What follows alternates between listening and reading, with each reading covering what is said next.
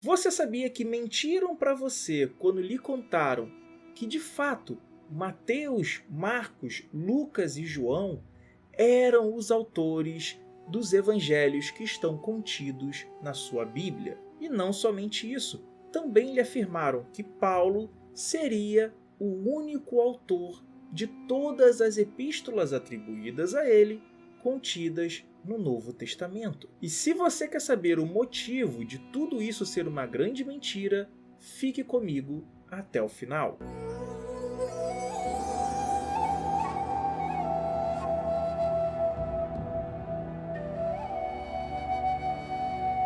Antes de dar início a essa videoaula, eu quero me apresentar a você.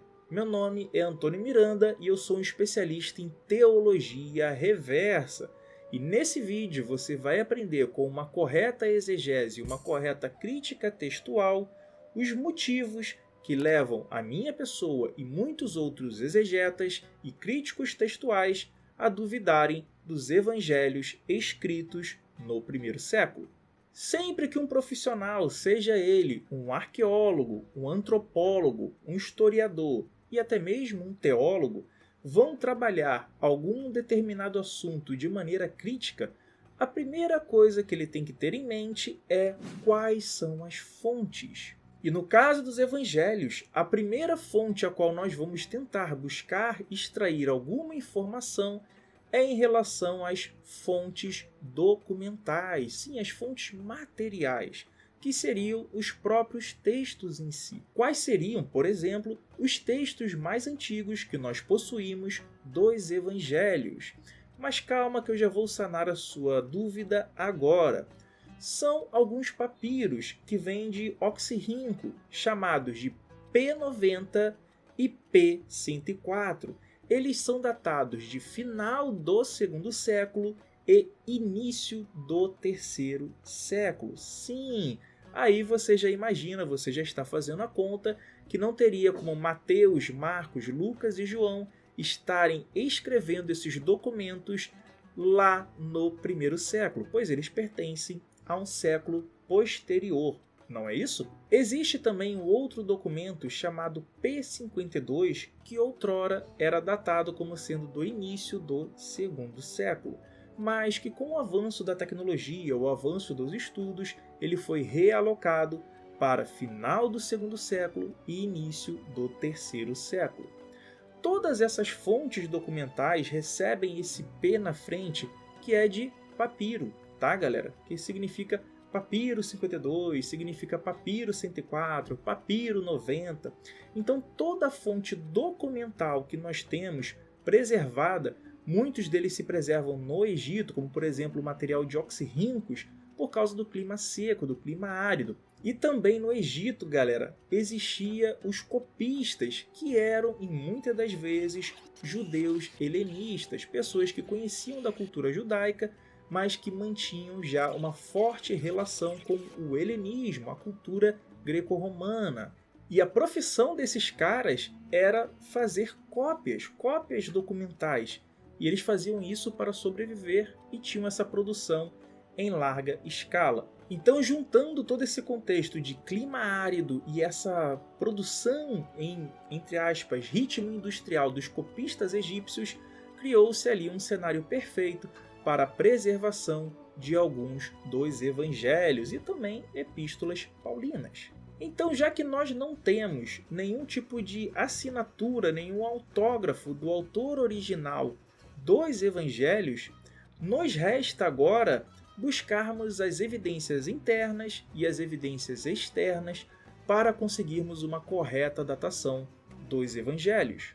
Então pensa aqui comigo, se os evangelhos eles foram escritos ali por volta da década de 70 até a década de 90, as histórias já estariam circulando, as histórias sobre Jesus, sobre seus milagres, sobre seus feitos e sobre as suas frases, concorda? Pois bem, dentro desse raciocínio, nós temos um grave problema para a hipótese de evangelhos escritos por Mateus, Marcos, Lucas e João dentro do primeiro século, pois eles só foram atribuídos os 4 evangelhos com esses nomes por um homem chamado Irineu de Lyon no final do segundo século, justamente onde encontramos as fontes documentais.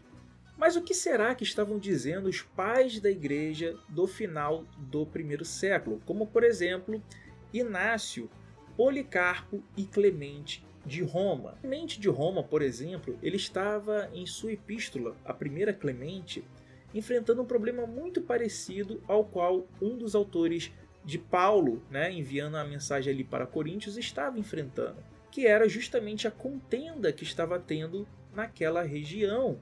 E esse seria de fato o momento perfeito para Clemente utilizar das histórias contextualizadas de Jesus Cristo para poder fazer o quê? Para poder apaziguar os ânimos. Seriam frases e histórias como: ame o próximo, dê a outra face, seja misericordioso para que tenhas misericórdia, ame o seu inimigo. Mas por algum motivo, Clemente ignora todas essas histórias pacíficas de Jesus e ele fica citando somente histórias da Bíblia hebraica. Sim, aquilo que você conhece como o Velho Testamento. Por que ele não utiliza nenhuma das passagens edificantes de Jesus, como fez Irineu de Leão lá no final do segundo século? O que você tem que entender é que Clemente e os demais pais da igreja, mesmo que não tivessem conhecimento ou lido os evangelhos escritos, eles teriam que ter noção das histórias orais sobre Jesus, as quais mais tarde vieram parar nos evangelhos escritos. E nem isso eles aparentavam conhecer. Então, pelas fontes externas, no primeiro século, nós não podemos concluir que havia ali evangelhos escritos. Mas é óbvio que agora que eu falei sobre histórias orais, deve ter vindo à sua mente o grande Paulo, que foi o maior propagandista do cristianismo que já existiu, não é mesmo? Ele, em suas missões missionárias, espalhou a palavra de Jesus. Então Paulo, que teria escrito as suas epístolas entre 40 e 60, seria uma prova irrefutável de que houve um movimento cristão e que ele se iniciou por causa dos seguidores de Jesus, não é isso? Bom, não é bem assim. Dos 14 documentos atribuídos a Paulo, os historiadores, os críticos, os teólogos neutros chegam à conclusão de que menos de 7 teriam algum fundo ali de historicidade e poderiam pertencer a um Paulo histórico. Calma que a coisa ainda piora. Além disso, nós temos problemáticas enquanto às suas datações. Vamos conferir alguns comigo. Em 1 Tessalonicenses, no capítulo 2, você vai ler do versículo 14 ao versículo 16 o seguinte: porque vós, irmãos, haveis sido feitos imitadores das igrejas de Deus, que na Judéia estão em Jesus Cristo, porquanto também padecestes de vossos próprios concidadãos, o mesmo que os judeus lhes fizeram a eles, os quais também mataram o Senhor Jesus e os seus próprios profetas, e nos têm perseguido, e não agradam a Deus, e são contrários a todos os homens. Então perceba como Paulo coloca os judeus aqui em um contexto de inimigos dos cristãos. Preste atenção no que ele vai dizer agora. No versículo 16 nós lemos agora o seguinte: e nos impedem de pregar aos gentios as palavras da salvação, a fim de encherem sempre a medida de seus pecados. Mas aí nós temos aqui uma conjunção adversativa que vai trazer uma ideia oposta a essa tentativa de lhes impedir, A ira de Deus caiu sobre eles até o fim. Então perceba, quando Paulo faz uso de 1 Tessalonicenses 2,16, ele nos dá uma pista, uma evidência interna sobre a datação daquela epístola. O único momento histórico onde os judeus foram eliminados por completo, entre aspas, no primeiro século, foi durante a invasão romana, a qual culminou na destruição do Templo de Jerusalém.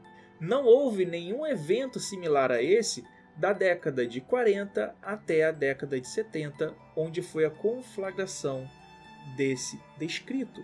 Portanto, o autor de Paulo só pode estar situado após 70. Muitos aqui vão ficar alardeados, pois ouviram erroneamente, desde sua infância, que era fato que Paulo estava situado na década de 40 até a década de 60. Porém, não tem como contrapor uma evidência interna tão poderosa como essa. Mas acalme-se, pois muitos pedirão uma contraprova aqui. E eu posso lhes garantir que em Romanos capítulo 11 você vai encontrar o mesmo contexto, o contexto da destruição dos judeus em 70, o que só poderia colocar Paulo após 70. Sem contar o que nós já vimos, que Paulo estava falando do mesmo evento a qual Clemente também estava. Então Clemente estava falando de contendas em Coríntio, a qual Paulo também tinha tratado. Então ambos estariam pós 70. A menos que você acredite que Coríntio estivesse apresentando a mesma problemática na década de 60, também lá na década de 90. Agora eu vou ler para vocês um trecho da obra do autor Bart Ehrman, Quem Jesus Foi e Quem Jesus Não Foi, na página 148. Isso na versão Pocket Ouro, onde ele vai responder a pergunta do porquê os evangelhos são tão diferentes um do outro, onde ele diz, abre aspas, eles não foram escritos por companheiros de Jesus ou por companheiros de seus companheiros. Foram escritos décadas depois por pessoas que não conheceram Jesus, viviam em um país diferente ou em países diferentes do de Jesus e falavam uma língua diferente da dele. Já no livro Zelota, do autor Reza Aslan, na página 169, ele vai dizer o seguinte, Marcos não estava escrevendo para um público judeu. O público de Marcos estava em Roma, onde ele mesmo residia. Agora que nós analisamos a evidência documental, fizemos uma crítica das evidências e fontes externas, fizemos uma crítica das fontes internas, nós podemos também falarmos sobre a crítica histórico-cultural. Se os discípulos de Jesus eram, em sua maioria, analfabetos, falantes de aramaico, pessoas simples, humildes, como esses evangelhos estavam sendo escritos em grego para um público romano e usando a Septuaginta, que é a versão grega da Bíblia hebraica, como base. Isso, dentro de um contexto histórico-cultural, não faz o menor sentido. Bom, então eu espero de coração que você tenha aprendido com esse vídeo que não existem evangelhos escritos por Mateus, Marcos, Lucas e João no primeiro século. Não, muito provavelmente são textos criados a partir de meados do segundo século. Tá bom? Então é isso, muito obrigado pela participação e colaboração de todos vocês. Se você não é inscrito, por gentileza, se inscreva aqui no canal, se torne membro e procure deixar um comentário para que eu possa ler as suas sugestões e as suas argumentações. Também se considerem acompanhar os vídeos que estão aparecendo aí na tela para você. Clique em um deles e continue comigo. Um grande abraço, valeu, falou, fui, tchau, tchau, tamo junto!